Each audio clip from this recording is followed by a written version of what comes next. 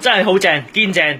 我依家身處呢個北京三里屯嘅洲際酒店啦，咁玩緊個保險箱。其實之前喺網上邊都有聽過呢一樣嘢噶啦，但係依家真係親身去驗證過呢件事，其實真係咁好玩嘅。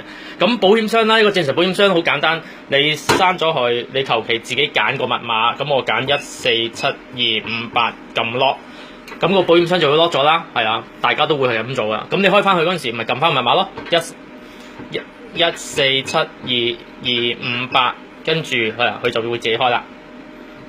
咁但係呢個保險箱有乜咁好玩咧？就係你照 lock 翻去啦。嗱，147-258，你撳 lock 啦。